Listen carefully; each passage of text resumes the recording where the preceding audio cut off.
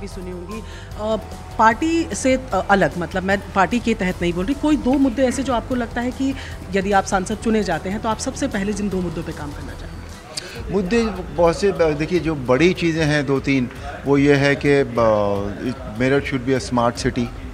मेरठ की inner ring road है वो पूरी हो जानी चाहिए। मेरठ को हाई कोर्ट खंडपीठ मिल जाना चाहिए, एयरपोर्ट मिलना चाहिए, स्पोर्ट्स स्टेडियम मिलना चाहिए। ये तो बड़ी बड़ी बात हैं, और बाकी जो लोकल मुद्दे हैं वो भी टैकल होंगे। ठीक है। और आज क्योंकि मतदान अब शुरू हो चुका है, जिन लोगों के क्षेत्रों में आज मतदान है उनसे क्या अपील करेंगे?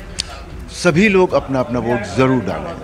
वोट डालना बहुत ज़रूरी होता है एक लोकतंत्र में, और वो सबको उस अधिकार का, कर्तव्य का प्रयोग करना चाहिए। जीत के लिए कॉन्फिडेंट है? या श्योर। ये थे अरुण गोविल जो है, कुछ बोल रहे हैं नारायण मूर्ति, जरा वो सुन। Therefore, today is a very happy day. Today is a day when we should all be enthusiastic to exercise that power. Thank you. Narayan मूर्ति सुबह सुबह अपना वोट डाल चुके। बार बार एक बात, अब देखिए ये एक जो पहला फेज हुआ उस पहले, और हम अपने मेहमानों से भी उस पर आगे बात करेंगे, पहले फेज में वोटिंग परसेंटेज कम हुई। 69% था पिछली बार 2019 की अगर हम बात करें, और अब 65%, यानी कम हुआ है। 4% कम है, लेकिन काफी होता है। 4 परसेंटेज पॉइंट कम जो होना बड़ी बात इसलिए ये क्या संकेत है, ये भी जानने की कोशिश करेंगे। और आज चूंकि 88 सीटों पर मतदान होना है, इस पर क्या होगा। और हमारे सहयोगी जो हैं इस वक्त, चंद्रमोहन पप्पू यादव कुछ कह रहे हैं, जरा सुन लें। से लड़ने की, अरे हमको सही में औकात नहीं है बड़े राजा से छोटे राजा से लड़ने की। कल बड़े राजा ने भी अपील की है सिर्फ पूर्णिया के लिए, सही में हैसियत नहीं है। और अली बाबा 40 चोर हम सुनते थे, यहाँ तो सभी लोग, मुख्यमंत्री जी 3 दिन रह गए, पद यात्रा किए 3 दिन आए, 3 दिन यहाँ स्टे कर दिए। प्रधानमंत्री जी सबसे पहले यहीं पर आ गए, सभी ताकत यहीं लग गई, सभी पैसे। अब कल शाम में हमने सुना कि जिसको मैं बहुत मानता हूँ उसने पर्सनली इस नाम लेकर के यहाँ का आशीर्वाद मांगा। तो भैया आप आ करके नकारात्मक काम कीजिए, निगेटिविटी करिए, आप आइए ना, आप अपनी राजनीति करिए। आप पहले भी किए हैं। आप जब पहली बार पिताजी आए थे तो 53-57 हज़ार वोट प्राप्त किए थे। 2 बार आप 20,000-28,000 वोट प्राप्त किए। इस बार जनता आपको कितना वोट देगी वो तो आपको 4 जून को पता चल जाएगा। लेकिन जिस तरीके से वो निगेटिव राजनीति करके यहाँ से गए, क्रिमिनल्स को साथ बैठा के मंच पर ले जाके, और सिर्फ यदि उनकी माँ बहन को गाली दी जाती, घर में ढूक के मारेंगे, गोली को मारेंगे, यह कहना पप्पू यादव को मैं लगातार लिखता रहा चुनाव आयोग को। उस तरह साजिश के हिसाब बगल में कटिहार में DSP हैं अभिजीत, उसने बदमाशी किया, वो साजिश का हिस्सा कर दिया। एक तरफ पप्पू यादव हैं, दूसरी तरफ NDA और फिर महागठबंधन है, किस तरह का मुकाबला देखते हैं आप? सर मुकाबला और मैं नहीं जाऊंगा। पूरा पूर्णिया की जनता एक तरफा आशीर्वाद दिया है, कहीं दूर दूर तक वोटिंग का मुकाबला का आशीर्वाद का कोई मतलब नहीं है। मैं इतना जानता हूँ, हर परिस्थिति में आप इतना जानिए कि आज आपको दिख जाएगा कि जनता वन साइडेड है। जनता सिर्फ अपने बेटे को चाहते हैं। जनता ने इस उधर देखिए राजीव चंद्रशेखर पद्मनाभ स्वामी मंदिर पहुंचे और सुधा मूर्ति भी नजर आ रही हैं। इनसे मैं अभी मिलके भी आया हूं मुंबई में, तो ये वो कहती है कि मेरा बच्चे जैसा मन है, तो ये कुछ बोल रही है, जरा वो भी सुन लेते हैं। At home and then make comments. Come out. This is your right. Choose your leader. You express your what is in your mind, and don't comment. I always feel urban people vote less compared to rural people, and don't do that. Please come out, and you can see a lot more of my age people here. So I request youngsters to come out, vote, express what's in your mind. Ma'am, you are a BJP's Rajya Sabha member. What do you want? I am a Rajya Sabha member.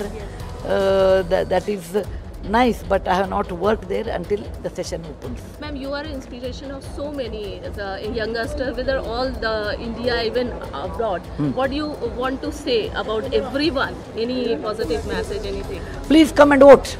Then we will talk.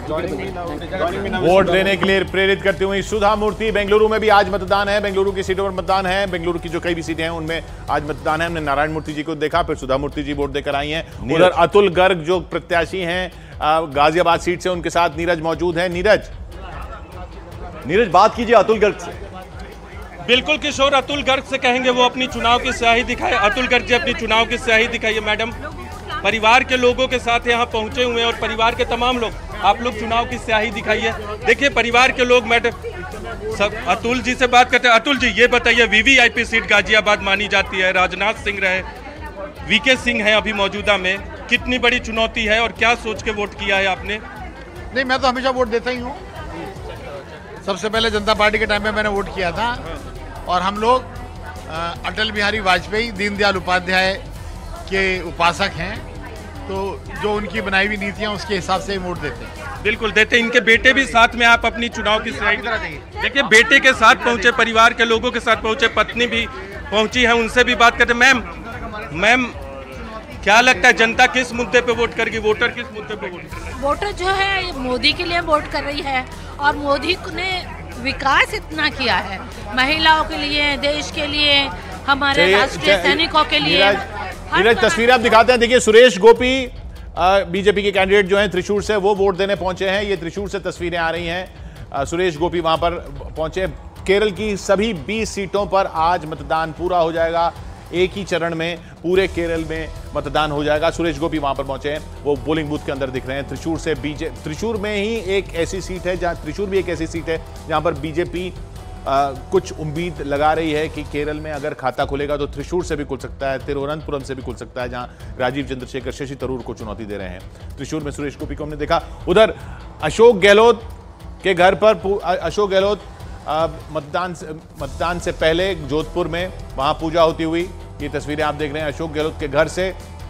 Congress के पूर्व CM Ashok Gehlot, इधर लगातार लाइनें जो हैं वायनाड में बनी हुई हैं। आप देखिए अरुण के पीछे लगातार लाइनें जो हैं सुबह से बनी हुई हैं। बहुत लोग जो हैं वायनाड में और केरल की हर सीट पर लाइनें लगाकर वोट देने पहुंचे हुए हैं। बिल्कुल, और वो लोकतंत्र की जो स्याही है वो दिखाते हुए जो कैंडिडेट्स भी हैं और वोट भी अपना करके आए हैं, तो अपना वो लोकतंत्र की स्याही दिखाते हुए। और हमारे रिपोर्टर्स जो है न्यूज़ 18 इंडिया के अलग अलग जगहों पर मौजूद हैं। प्रियंका के पास बहुत देर से हम नहीं गए हैं। प्रियंका, आपके पास इस वक्त क्या खबर? देखिए, इस वक्त मैं अरुण गोविल जो कि मेरठ से बीजेपी के प्रत्याशी हैं, उनके घर पर ही मौजूद हूँ।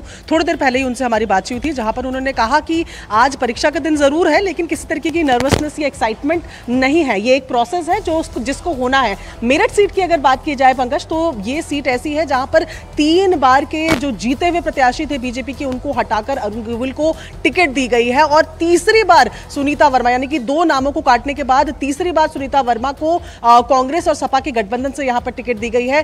एक टीवी के राम है तो सुनीता वर्मा को सबरी कहा जा रहा है और इसीलिए कहा जा रहा है कि मेरठ में मुकाबला जो है वो राम वर्सेस सबरी का है। ऐसे में मुस्लिम बाहुल्य ये इलाका, खास बात ये कि तीनों कैंडिडेट में से एक भी मुस्लिम प्रत्याशी नहीं है। तो ऐसे में इस बार मेरठ में क्या हो रहा है वो बहुत ज्यादा एक्साइटेड करने वाला है, एक्साइटमेंट वाला है। जी हाँ, उधर लवीना के बाद चलते हैं। लवीना, किशोर, जैसे जैसे समय बढ़ रहा है वैसे वैसे लाइन भी, जो कतारें हैं वो यहाँ पर बढ़ती चली जा रही है। मुझे जितने लोग इससे पहले दिख रहे थे अब ज्यादा यहाँ पर दिखाई दे रहे हैं। एक शख्स यहाँ पर बताते हैं कि 95 साल उनकी उम्र है, लेकिन फिर भी मतदान के लिए महिलाएं भी हैं। मैं उनसे बात करती हूँ। क्या चल रहा है दिमाग में मतदान करने के लिए? आपकी तो सांसद भी महिला है, बोलिए, आप बोलिए। शर्मा क्यों रही है, बोलिए। मतदान करने के लिए आइए ना, बोलिए। आप बोलेंगे कुछ? अच्छा, यहाँ पर देखिए बात नहीं कर रहे हैं। आप बताइए, आप फर्स्ट टाइम वोटर है क्या? नहीं, काफी टाइम हो गया। हाँ जी। अच्छा, क्या चल रहा है इस वक्त दिमाग में? दिमाग में कुछ नहीं है। कुछ नहीं है तो किस? हाँ। और हमारी उम्मीद हमको 2 बार रही है और आगे देखेंगे क्या कर सकती हैं। अच्छा, काम हुआ है मथुरा में? हाँ, काम तो हुआ है। क्या हुआ है काम? बहुत हुआ है, रोड बने हैं यहाँ पे। जी जी लवीना, उधर अमित पांडे भी उधर मथुरा में पहुंचे थे, उनके साथ श्रीकांत शर्मा दिख रहे हैं पीछे।